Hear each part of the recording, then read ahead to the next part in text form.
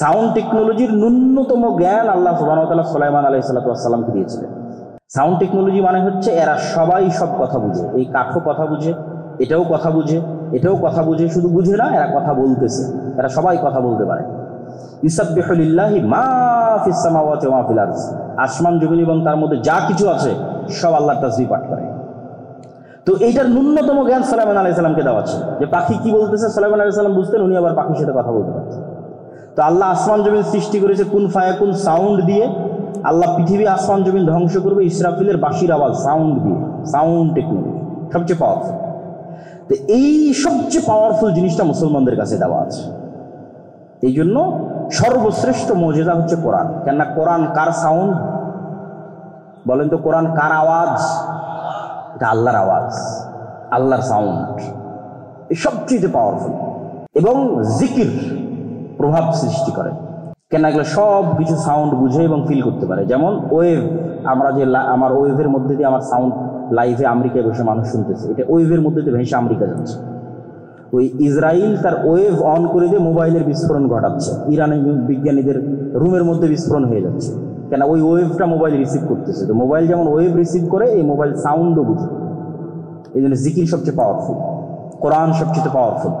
এই জন্য কিয়ামতের পূর্ব মুহূর্তে মুসলমানদের তাকবীর ধ্বনিতে শহর বিজয় হয়ে যাবে।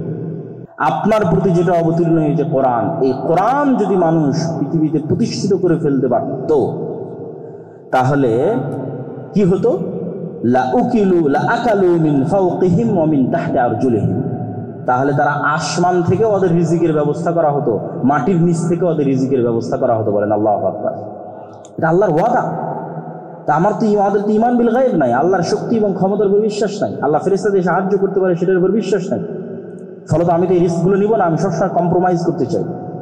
কম্প্রোমাইজ করতে করতে এই লেভেলেরও কম্প্রোমাইজ করবো যে যদি এখন যেখানে শিরক হচ্ছে সেই মন্দিরও যদি পাহারা দেওয়া লাগে, তাও পাহারা দিয়ে হলেও ক্ষমতায় যাবে।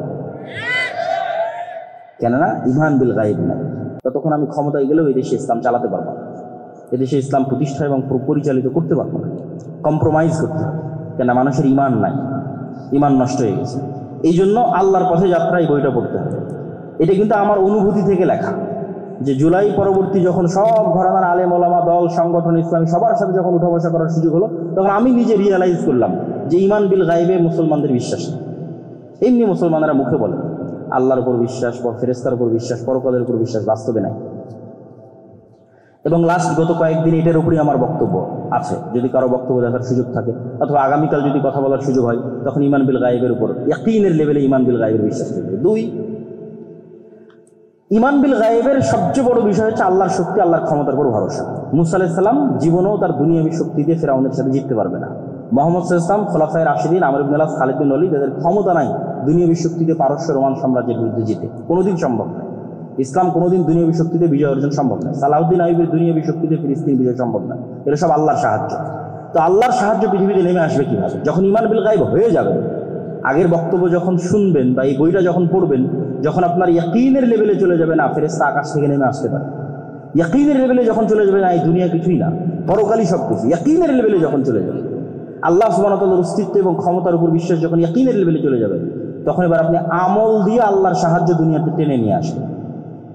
আর পৃথিবীতে আল্লাহর সাহায্য টেনে নিয়ে আসার সবচেয়ে শক্তিশালী টেকনোলজিগুলো মুসলমানদের কাছে আছে। এটাই মুসলমানদের বিজয়ের রাস্তা।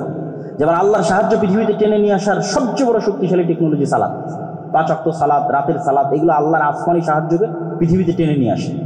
এই জন্য যুদ্ধের মাঠেও একদল মুজাহিদ যুদ্ধ করবে আর একদল মুজাহিদ সালাত আদায় করবে। দুনিয়াবি লজিকে এটা টিকে না, কিন্তু যখন ঈমান বিল গায়ব থাকবে তখন ওটাই বাস্তব। কেন ওই সালাতটা আল্লাহর সাহায্য আসমান থেকে টেনে নিয়ে আসবে। আল্লাহর সাহায্য ছাড়া মুসলমানদের বাঁচার কোনো রাস্তা নাই। তো আপনার আমল আল্লাহর সাহায্য টেনে নিয়ে আসবে। সালাত পৃথিবীর সবচেয়ে শক্তিশালী টেকনোলজি, যা আল্লাহর সাহায্য আসমান থেকে টেনে নিয়ে আসতে পারে, আর রাতের সালাত তার চেয়েও বেশি পাওয়ারফুল। আর 2 নম্বর হচ্ছে সাউন্ড টেকনোলজি। সাউন্ড টেকনোলজির ন্যূনতম জ্ঞান আল্লাহ সুবহানাহু ওয়া তাআলা সুলাইমান আলাইহিস সালামকে দিয়েছিলেন। সাউন্ড টেকনোলজি মানে হচ্ছে এরা সবাই সব কথা বুঝে, এই কাঠও কথা বুঝে, এটাও কথা বুঝে, এটাও কথা বুঝে, শুধু বুঝে না, এরা কথা বলতেছে, এরা সবাই কথা বলতে পারে। ইউসাব্বিহু লিল্লাহি মা ফিস সামাওয়াতি ওয়া মা ফিল আরদ, আসমান জমিন এবং তার মধ্যে যা কিছু আছে সব আল্লাহর তাসবিহ পাঠ করে। তো এইটার ন্যূনতম জ্ঞান সুলাইমান আলাইহিস সালামকে দেওয়া ছিল, যে পাখি কি বলতেছে সুলাইমান আলাইহিস সালাম বুঝতেন, উনি আবার পাখির সাথে কথা বলতে পারতেন। তো আল্লাহ আসমান জমিন সৃষ্টি করেছে কুন ফায়াকুন সাউন্ড দিয়ে। আল্লাহ পৃথিবী আসমান জমিন ধ্বংস করবে ইসরাফিলের বাঁশির আওয়াজ, সাউন্ড দিয়ে, সাউন্ড টেকনোলজি সবচেয়ে পাওয়ারফুল। তো এই সবচেয়ে পাওয়ারফুল জিনিসটা মুসলমানদের কাছে দেওয়া আছে। এই জন্য সর্বশ্রেষ্ঠ মুজিজা হচ্ছে কোরআন। কেননা কোরআন কার সাউন্ড বলেন তো? কোরআন কার আওয়াজ? এটা আল্লাহর আওয়াজ, আল্লাহর সাউন্ড, এই সবচেয়ে পাওয়ারফুল। এবং জিকির প্রভাব সৃষ্টি করে, কেন এগুলো সব কিছু সাউন্ড বুঝে এবং ফিল করতে পারে। যেমন ওয়েভ, আমরা যে আমার ওয়েভের মধ্যে দিয়ে আমার সাউন্ড লাইভে আমেরিকায় বসে মানুষ শুনতেছে, এটা ওয়েভের মধ্যে দিয়ে ভেসে আমেরিকা যাচ্ছে। ওই ইসরায়েল তার ওয়েভ অন করে দিয়ে মোবাইলের বিস্ফোরণ ঘটাচ্ছে, ইরানের বিজ্ঞানীদের রুমের মধ্যে বিস্ফোরণ হয়ে যাচ্ছে, কেন ওই ওয়েভটা মোবাইল রিসিভ করতেছে। তো মোবাইল যেমন ওয়েভ রিসিভ করে, এই মোবাইল সাউন্ডও বুঝে। এই জন্য জিকির সবচেয়ে পাওয়ারফুল, কোরআন সবচেয়ে পাওয়ারফুল। এই জন্য কিয়ামতের পূর্ব মুহূর্তে মুসলমানদের তাকবীর ধ্বনিতে শহর বিজয় হয়ে যাবে। তাহলে মুসলমানেরা যখন আমলের মাধ্যমে আল্লাহর সাহায্যকে আসমান থেকে টেনে নিয়ে আসবে আর ঈমান বিল গায়ব ইয়াকিনের লেভেলে চলে যাবে, 3 নাম্বার প্রকৃত নেতৃত্বের বিকাশ লাগবে। সবই করলাম, ঈমান আছে, আমল করলাম, কিন্তু প্রকৃত নেতৃত্বের বিকাশ হলো না। বানু ইসরাইলদের মধ্যে প্রকৃত নেতৃত্বের বিকাশ হয়নি। মুসলমানদের ইউরোপীয় উপনিবেশের 200 বছর শাসনের কারণে মুসলমানদের নেতৃত্বের চরিত্র ধ্বংস হয়ে গেছে। নাই, কোনো মুসলমানের মধ্যে ইল্লা মান রাহিমা রাব্বি নেতৃত্বের চরিত্র নাই। সব মুসলমান নামাজ পড়তেছে, যাকাত দিচ্ছে, রোজা রাখতেছে, মুখে ঈমানের কথা বলতেছে, কিন্তু সবাই মুনাফিক। লাম ইয়াদখুলিল ঈমান ফি কুলুবিহিম, কলবে ঈমান ঢোকেনি। যখনই কথা বলে মিথ্যা বলে।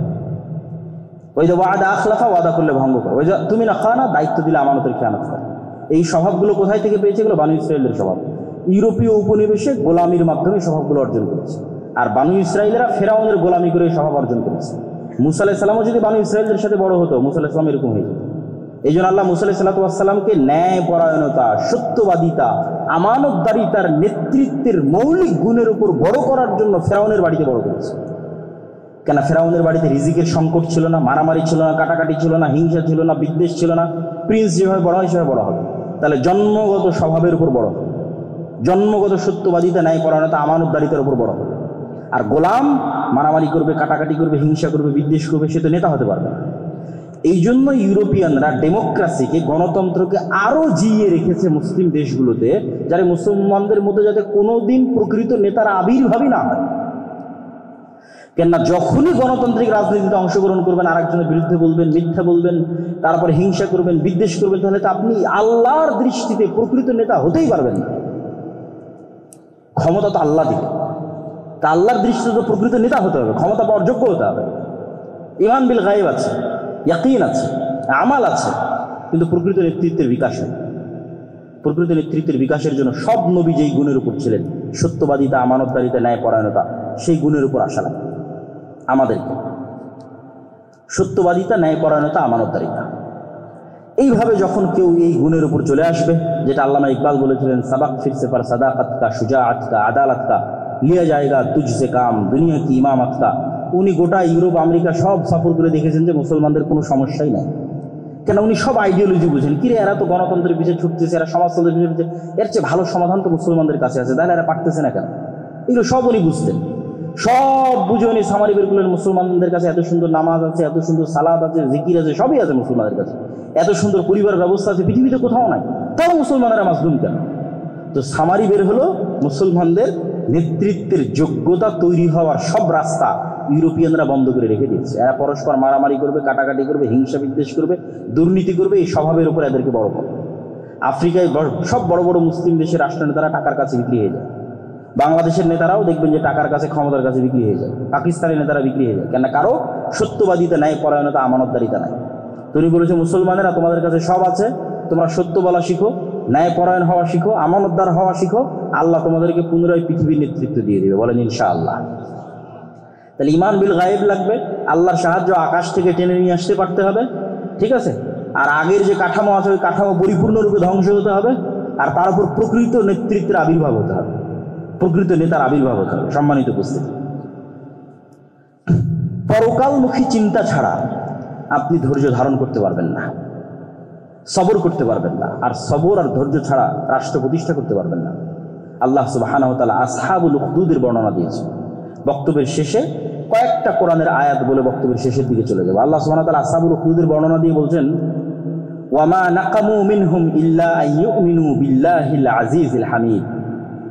গর্ত খোঁড়া হয়েছে, আগুন জ্বালানো হয়েছে, মানুষ গর্তে ঝাঁপিয়ে পড়তেছে। তো আল্লাহ বলতেছে এই মানুষগুলো গর্তে ঝাঁপিয়ে পড়তেছে বা এই মানুষগুলোকে আগুনে ফেলে দেওয়া হয়েছে কোনো কারণে নয়, শুধু একটাই কারণে, যারা আজিজুল হামিদ মহাপরাক্রমশালী আল্লাহর উপর বিশ্বাস রাখতো, শুধু এই কারণে আগুনে ফেলা হচ্ছে। আম হাসিবতুম আন তাদখুলুল জান্নাহ ওয়া লাম্মা ইয়াতিকুম মাসালুল লাযিনা খালাউ মিন ক্বাবলিকুম। তোমরা কি মনে করে জান্নাত এত সহজ, ইসলামের রাষ্ট্র প্রতিষ্ঠা হয়ে যাবে এত সহজ? অথচ অতীতের মানুষেরা যেরকম মাজলুম হয়েছে তোমরা এরকম মাজলুম হবে না। তো এরকম মাজলুম হওয়ার জন্য যখন মানসিক প্রস্তুতি তৈরি হয়ে যাবে তখন সেখান থেকে রাষ্ট্রের উত্থান হয়। এটাও ইবনে খালদুন লিখেছে। ঠিক মুহাম্মদ সাল্লাল্লাহু আলাইহি ওয়াসাল্লাম যেভাবে করেছে সেভাবে রাষ্ট্রের উত্থান হয়। আসেন, আল্লাহর এই আয়াতগুলোর উপর যদি কেউ ভরসা রাখে, এই যে ঈমান বিল গায়ব ইয়াকিনের লেভেলে রাখে, কোরআনের উপর বিশ্বাস যদি কেউ ইয়াকিনের লেভেলে রাখে, তারপরে যদি সামনে আগায়, তাহলে এই আয়াতগুলো তাদের জন্য। ওয়ালাউ আন্নাহুম আকামুত তাওরাত ওয়াল ইনজিল ওয়া মা উনজিলা ইলাইহিম মির রাব্বিহিম। মানুষেরা যদি তাওরাতের কিছু অংশ, ইনজিলের কিছু অংশ, আপনার প্রতি যেটা অবতীর্ণ হয়েছে কোরআন, এই কোরআন যদি মানুষ পৃথিবীতে প্রতিষ্ঠিত করে ফেলতে পারত, তাহলে কি হতো? লাআকালু মিন ফাওকিহিম ওয়া মিন তাহতি আরজুলিহিম। তাহলে তারা আসমান থেকে ওদের রিজিকের ব্যবস্থা করা হতো, মাটির নিচ থেকে ওদের রিজিকের ব্যবস্থা করা হতো। বলেন আল্লাহু আকবার। এটা আল্লাহর ওয়াদা। তা আমাদের তো ঈমান বিল গায়ব নাই, আল্লাহর শক্তি এবং ক্ষমতার উপর বিশ্বাস নাই, আল্লাহ ফেরেশতাদের সাহায্য করতে পারে সেটার উপর বিশ্বাস নাই। ফলত আমি তো এই রিস্কগুলো নিব না, আমি সবসময় কম্প্রোমাইজ করতে চাই। কম্প্রোমাইজ করতে করতে এই লেভেলেরও কম্প্রোমাইজ করবো যে যদি এখন যেখানে শিরক হচ্ছে সেই মন্দিরও যদি পাহারা দেওয়া লাগে তাও পাহারা দিয়ে হলেও ক্ষমতায় যাবে, কেননা ঈমান বিল গায়ব নাই। সম্মানিত উপস্থিতি, আল্লাহ সুবহানাহু ওয়া তাআলা বলছেন, ওয়ালাউ আন্না আহলাল কুরা আমানু ওয়াত্তাকাউ লাফাতাহনা আলাইহিম বারাকাতিম মিনাস সামাই ওয়াল আরজ। যদি কোন একটা এলাকার মানুষ ঈমান আনে, আল্লাহকে ভয় করে, তাহলে আসমান এবং জমিনের সকল বরকতের দরজা ওদের জন্য উন্মুক্ত করে দেওয়া হবে। বলেন আল্লাহু আকবার। আল্লাহ সুবহানাহু ওয়া তাআলা বলছেন, ওয়া'আদাল্লাহু আল্লাযীনা আমানু মিনকুম। তোমাদের মধ্যে যারা ঈমান এনেছে, ওয়া আমিলুস সালিহাত। তোমাদের মধ্যে যারা সৎ আমল করে। ঈমান, সৎ আমল। ঈমান থাকবে ইয়াকিনের লেভেলে, সৎ আমল দিয়ে আসমান থেকে সাহায্য নেমে আসবে। লা ইস্তাখলিফান্নাহুম ফিল আরজি কামা ইস্তাখলাফাল্লাযীনা মিন ক্বাবলিহিম। তাহলে তোমাদের অতীতে যারা চলে গেছে তাদেরকে যেমন আল্লাহ বিজয় দিয়েছে, রাষ্ট্র ক্ষমতা দিয়েছে, দাউদ, সুলাইমান, ইউসুফ, মুহাম্মদ সাল্লাল্লাহু আলাইহি ওয়াসাল্লাম, পরবর্তীতে খুলাফায়ে রাশিদিন, তাহলে আল্লাহ তোমাদেরকে ওইভাবে পুনরায় তোমাদেরকে আল্লাহ সুবহানাহু ওয়া তাআলা পৃথিবীতে প্রতিষ্ঠিত করবে, যাতে তোমরা কি করতে পারো? বিনা ভয়ে আল্লাহর ইবাদত করতে পারো এবং পৃথিবীতে কোনো শিরক না থাকে সেটি যেন তোমরা নিশ্চিত করতে পারো। সম্মানিত উপস্থিতি, এই আয়াতগুলোকে সামনে রেখে আমরা এতটুকুই আজকের আলোচনার সর্বশেষে এসে এতটুকুই বলতে চাই যে ইসলামী রাষ্ট্র মুসলমানদের লাগবেই, খুবই জরুরি। কিন্তু এই ইসলামী রাষ্ট্র কিভাবে প্রতিষ্ঠিত হবে সেটাও আমাদের শিখতে হবে এবং আমাদের দুর্বলতা, আমাদের কাজের জায়গা কোথায় সেটাও আমাদের বের করতে হবে। তা আপনি বলবেন যে এগুলো সব উদ্ভট কথা, এগুলো দিয়ে কি আসলে বাস্তব কাজ কি করতে হবে? বাস্তব যদি কিছুই কাজ করার খুঁজে না পান, তাহলে অন্তত ইহুদিদের থেকে কিছু শিখার আছে। ইহুদিরা পৃথিবীর জনসংখ্যায় সবচেয়ে কম, অথচ পৃথিবীর সবচেয়ে বড় দেশের কন্ট্রোল তাদের হাতে। এই কাজগুলো অন্তত যে কেউ করতে পারবে। সেই কাজগুলো হচ্ছে শক্তিশালী প্রতিষ্ঠান তৈরি করা, শক্তিশালী মিডিয়া, শক্তিশালী অর্থনৈতিক প্রতিষ্ঠান। সারা বাংলাদেশের সব মসজিদ মাদ্রাসা মিলেও এক ব্রাকের সমান হতে পারবে। ব্রাক অর্থনৈতিকভাবে যতটা শক্তিশালী, সারা বাংলাদেশের সব মসজিদ মাদ্রাসা মিলে অতটা শক্তিশালী হতে পারবে না। সারা বাংলাদেশের সব ইসলামিক ফাউন্ডেশন, ইসলামিক এনজিও মিলে তার সমান হতে পারবে না। কিন্তু ওই লেভেলের চিন্তা তো আমাদের মাথায় কাজ করে না। আমাদের মাথায় কাজ করে, হ্যাঁ সবাই আজকে একবারে রাজপথে নেমে একদিনেই সব কায়েম হয়ে যাবে। একবারে রাজপথে তো সব মুসলমানেরাই নেমেছিল, সব তো নামাজি রোজাদার ছেলেপেলেরাই তো সব শহীদ হয়েছিল, তো ক্ষমতা তো সব এনজিওর হাতে চলে গেল। তাহলে আগে থেকে যদি ওই জায়গায় আপনার গ্রিফট না থাকে, কন্ট্রোল না থাকে, আপনি লক্ষ লক্ষ মানুষ রাস্তায় নামলেও দেখবেন যে দিন শেষে ক্ষমতা তাদের হাতে। এই জন্য এই জায়গাগুলোতে তো অন্তত ফাইট দেওয়ার সুযোগ আছে, সচিবালয়ে কাজ করার সুযোগ আছে, মিডিয়াতে কাজ করার সুযোগ আছে। বাংলাদেশের মিডিয়া কাদের কন্ট্রোলে? দেখেন খুঁজে দেখেন কাদের কন্ট্রোলে। তো এই জন্য আমি বলি যে শক্তিশালী শিক্ষা প্রতিষ্ঠান লাগবে, শক্তিশালী মিডিয়া লাগবে, শক্তিশালী অর্থনৈতিক প্রতিষ্ঠান লাগবে, আমর বিল মারুফ আর নাহি আনিল মুনকারের পরিশ্রম লাগবে, ন্যায় প্রতিষ্ঠার আন্দোলন লাগবে। আর আগে যেগুলো বলেছি সেগুলো তো পূর্বশর্ত, ওগুলো ছাড়া এগুলো করলেও কোনো লাভ নাই। মানে ইসলাম যদি রাষ্ট্র ক্ষমতায় আনতে চাওয়া হয় ওগুলো তো আগে লাগবেই, তার পাশাপাশি এই জিনিসগুলোর চর্চা করতে হবে। এগুলো তো মুসলমানরা করতে পারে। সব যত মুসলমানদের সংগঠন আছে, দল আছে, রাজনৈতিক অরাজনৈতিক, সবাই মিলেও তো চিন্তা করতে পারে যে না আমরা এটার পিছনে ইনভেস্ট করি। কিন্তু দেখবেন যে না, সবার ইনভেস্টের চিন্তা চেতনা আমাকে এখনই ইমিডিয়েট এখনই ক্ষমতায় যেতে হবে। ভাই, যেহেতু গণতন্ত্র কোনোদিন ন্যায় প্রতিষ্ঠা করতে পারবে না, মানে গণতন্ত্র থাকলে জুলুম থাকবে, জুলুম থাকলে মানুষ এটাকে একদিন না একদিন সহ্য করতে পারবে না, এ কথাই ঠিক। যেমন জুলাই সহ্য করতে পারেনি, আজ থেকে 15 বছর পর আবার দেখবেন বাংলাদেশের মানুষ রাস্তায় নেমে গেছে কারো না কারো বিরুদ্ধে। তো তোমাকে আজকেই ক্ষমতায় যেতে হবে এটা জরুরি নয় তো। আগামী 30 বছর পর কিভাবে বাংলাদেশের রাষ্ট্র ক্ষমতায় যাওয়া যাবে? সবাই তো 90% মুসলমানের দেশ। অন্তত যেই সমস্ত জায়গাগুলোতে এনজিওগুলো দখল করে আছে, মিডিয়াগুলো দখল করে আছে, ওই সমস্ত জায়গাগুলো অন্তত মুসলমানদের দখলে চলে আসে। বড় বড় ব্যবসায়ী সব মুসলমানেরা হোক, ইসলামপন্থী ব্যক্তিরা বড় বড় ব্যবসায়ী হোক, চেষ্টা করুক।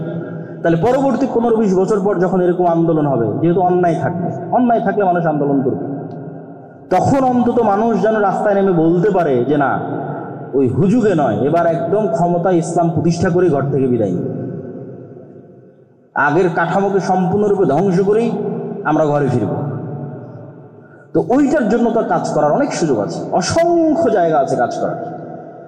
বাংলাদেশের ইসলামী দল, ইসলামী রাজনৈতিক অরাজনৈতিক সংগঠন কেউ জানেই না যে সরকার প্রাথমিক বিদ্যালয়ে গানের শিক্ষক নিয়োগ দিয়ে দিয়েছে।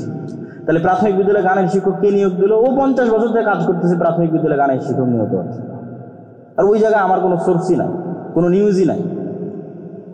কেউ যদি একটু ইসলামপন্থী থাকে তাহলে সে যেন উঁচু পদে না যেতে পারে, ঠিক আছে? সচিবালয়ে বিভিন্ন জায়গায় বদলি উমুক তুমুকের শিকার করে ওকে যেন ডিমোশন করা হয়। এগুলো কারা করে? ঘরে বসে থেকে একদল মানুষ করে, যাদের হাতে মিডিয়া আছে, যাদের হাতে এনজিও আছে। ওই জায়গাগুলোতে অনেক কাজ করার সুযোগ আছে, সম্মানিত উপস্থিতি। এই জন্য আমরা আমাদের জায়গা থেকে ক্ষুদ্র পরিসরে যে কাজগুলো করার চেষ্টা করতেছি, এই কাজগুলো ব্যাপকভাবে করা সম্ভব। যেমন শতভাগ মুসলমানকে কোরআন এবং দ্বীন শিখানো, এটা মক্তবের মাধ্যমে আপনি করতে পারবেন। শতভাগ মসজিদে আপনি শতভাগ মুসলমানের সন্তানের কোরআন এবং দ্বীন শেখানোর ব্যবস্থা করেন। এই মুসলমানের সন্তানেরাই তো পরবর্তীতে বড় হয়ে ওসি, ডিসি, এসপি হবে, মন্ত্রী, মিনিস্টার হবে। তাদেরকে আপনি সত্যবাদিতা, আমানতদারিতে, ন্যায়পরায়ণতা শিখান, যাতে তারা টাকার কাছে বিক্রি না হয়, যাতে তারা ক্ষমতার চাপের কাছে নত না হয়। একটা সৎ প্রজন্ম তৈরি করে, ইমান বিল গায়েবের উপর ইয়াকিন রাখে, পরকালের উপর ইয়াকিন রাখে, এরকম একটা সৎ প্রজন্ম তৈরি করে। তারপরে এই যে সুদ, সুদ হচ্ছে গোলামির দ্বিতীয় মাধ্যম। আজকে সারা বিশ্বের মুসলিম কান্ট্রিগুলোকে গোলাম রাখা হয়েছে সুদ দিয়ে। ফেরাউন বানু ইসরায়েলদের গোলাম রাখতো সুদ দিয়ে। মদিনায় ইহুদিদের কন্ট্রোল ছিল সুদ দিয়ে। এই জন্য আল্লাহ নবী মদিনায় গিয়ে সবার আগে সুদে ব্যবসার উপর আঘাত হেনেছে, কেন আল্লাহ নবী জানতো সব তো ইহুদিদের কন্ট্রোলে। এখানে যদি অর্থনীতিতে মুসলমানরা বিজয় না হয় তো ইহুদিদের অধীনেই থাকতে হবে। আল্লাহ নবী হিজরত করে আব্দুর রহমান বিন আওফ, ওসমান, জুবাইর ইবনে আওয়াম সবকে বলে ব্যবসা করো, সবাই তো তোমরা ব্যবসা জানো, খালি হাতে আসছো তো কি হয়েছে? আনসারিরা তোমরা এদের টাকা দাও, ব্যবসা করো। অর্থনীতিতে ইহুদিদের কন্ট্রোল রাখা যাবে না। আজকে সারা পৃথিবীর শুধু অর্থনীতির কন্ট্রোল ইহুদিদের হাতে। ওই জায়গাতে আপনাকে একটু হলো ফাইট দিতে হবে, কিন্তু আমরা যেই পদ্ধতিতে ফাইট দিচ্ছি সেটা তো ঠিক না। আমরা মনে করতেছি ওই কনভেনশনাল ব্যাংক ঠিক রেখে ওই পদ্ধতিতে আমি মানুষের ভোগ বিলাসী পণ্য ইসলামী ব্যাংকের মাধ্যমে দিব, এটা হবে না। মানুষকে বুঝতে হবে ইসলামী অর্থনীতিটা কি, তাহলে সে চিন্তা করতে পারবে। তো যেমন আমরা কর্জে হাসানা ন্যূনতম হলেও শুরু করেছি, সবাই নিজ নিজ জায়গা থেকে শুরু করতে পারে, যে মানুষ যেন সুদের সাথে সম্পৃক্ত না থাকে। সুদের সাথে সম্পৃক্ত থাকা আর মিথ্যা বলা সমান, আর মিথ্যা বলা মানে আর নেতা হতে পারলো না, শেষ। ওর নেতা হওয়ার ক্রেডিবিলিটি, যোগ্যতা সব শেষ। আর কোনোদিন আল্লাহ সুবহানাহু ওয়া তাআলার দৃষ্টিতে নেতা হতে পারবে না। তো নেতা না হতে পারলে স্বাধীন হতে পারবে না। তো এই জন্য শুধু অর্থনীতির বিরুদ্ধে যুদ্ধ করতে হবে, শক্তিশালী শিক্ষা প্রতিষ্ঠান তৈরি করতে হবে, শক্তিশালী মিডিয়া তৈরি করতে হবে। যেখানে মাসিক আলিতে আমাদের ন্যূনতম প্রয়াস, এর চেয়েও যদি ভালো কারো করার সুযোগ থাকে, কিশোরে আমাদের ন্যূনতম প্রয়াস, আরও যদি কারো ভালো করার সুযোগ, মেইন স্ট্রিমের মিডিয়া যদি কেউ দখল করতে পারে, যেতে পারে, খুব ভালো। সম্মানিত উপস্থিতি, তো এই ন্যূনতম প্রয়াসগুলোকে আমাদের ধীরে ধীরে আস্তে আস্তে সামনের দিকে এগিয়ে নিয়ে যেতে হবে এবং মানসিকভাবে দাওয়াতের মাধ্যমে, দাওয়াতি কাজ কোনোদিন ছোট কাজ নয়। ছোট কাজ হলে 950 বছর নূহ আলাইহিস সালাম দাওয়াতি কাজ করতেন না। দাওয়াতি কাজ কখনো হেলায় ফেলায় ফেলে দেওয়ার জিনিস নয়। দাওয়াতি কাজের মধ্যেই বিপ্লব চলে আসে। এইরকম কোন একটা প্রজন্ম চলে আসছে, আল্লাহ কবুল করলে ওর মধ্যে বিপ্লব চলে আসবে। যেই প্রজন্মের ইমান বিল গায়ব ইয়াকিনের লেভেলে, যেই প্রজন্মে রাতে রাতে সালাত আদায় করে, যেই প্রজন্ম জিকিরের মাধ্যমে সালাতের মাধ্যমে আল্লাহর সাহায্য দুনিয়াতে ডেকে নিয়ে আসে, যেই প্রজন্ম ন্যায় পরায়ণতা, সত্যবাদিতা, আমানতদারিতার উপর প্রতিষ্ঠিত, টাকার কাছে ক্ষমতার কাছে মাথা নত করে না, যেই প্রজন্মের মধ্যে তার নিজের দিনের উপর আস্থা বিয়া আছে যে শতভাগ আমার নবীর দিনই ঠিক, আমি ন্যূনতম আমার নবীর দিনে কোনো ছাড় দেব না, এইটার উপর ভিত্তি করে ইসলামের রাষ্ট্র প্রতিষ্ঠা করব, এরকম একটা প্রজন্ম তৈরি হয়ে গেলে আল্লাহ সুবহানাহু ওয়া তাআলা যদি কবুল করে যে কোনো মুহূর্তে হয়ে যেতে পারে। আল্লাহ সুবহানাহু ওয়া তাআলা যেন আমাদের সেটির লক্ষ্যে কাজ করার তৌফিক দান করে। আল্লাহুম্মা আমিন। ওয়া আখির দাওয়ানা আনিল হামদুলিল্লাহি রাব্বিল আলামিন। আসসালামু আলাইকুম ওয়া রাহমাতুল্লাহি ওয়া বারাকাতুহু। অনেকেই হয়তো রাতের খাবার খেয়েছেন কিনা আমি জানি না, এবং এখনো খাবার আছে কিনা। তবে আমাদের আজকের অনুষ্ঠান এখানেই শেষ। আগামীকালকে দার্সে কোরআন আছে, প্রশ্ন উত্তর আছে। দার্সে কোরআনের পরই প্রশ্ন উত্তর।